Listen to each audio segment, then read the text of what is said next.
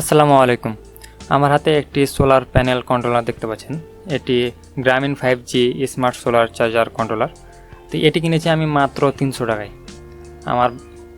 এটি আমার নিজের বাড়ির জন্য কিনেছি। এটি আমরা খুলে দেখব যে আসলে এর ভিতরে আছেটা কি। 300 টাকায় কিনে এটি আমি ঠকলাম না জিতলাম। তো এই হচ্ছে কন্ট্রোলারের ওপরের অংশ। এর সমস্ত বডি প্লাস্টিকের।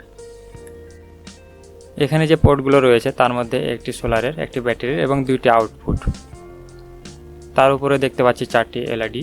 একটি হচ্ছে সোলারের, একটি ব্যাটারির অর্থাৎ ব্যাটারি ফুল এবং একটি ব্যাটারি মিডিয়াম এবং একটি লোড অফের। তার পাশে দেখতে পাচ্ছি ইউএসবি পোর্ট।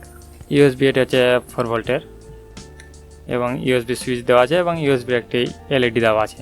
তার উপরে রয়েছে ফিউজ। তো এখন বডিটা খুলে দেখবো যে আসলে এর ভিতরে আছেটা কি।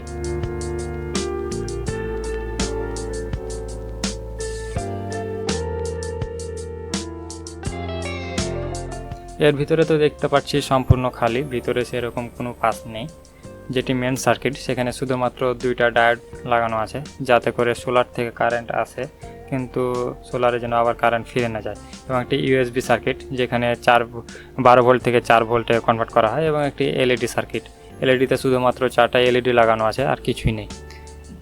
তো এখন মেন সার্কিটটা খুলে দেখবো যে আসলে মেন সার্কিটের নিচের অংশে কোনো কিছু আছে কিনা।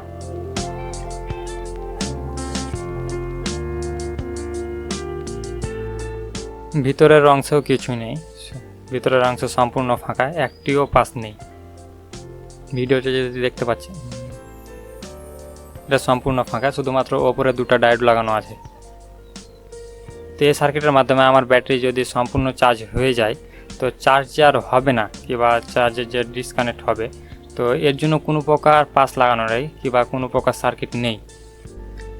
এতে করে আমার ব্যাটারি সারাক্ষণ চার্জ হতেই থাকবে এবং এক পর্যায়ে আমার ব্যাটারি ড্যামেজ হয়ে যাবে। তো অল্প টাকার মধ্যে এরকম ডিভাইস কিনতে গেলে আপনারা অবশ্যই সতর্কভাবে কিনবেন, যেন আমার মতো আপনাদেরও ঠকতে না হয়।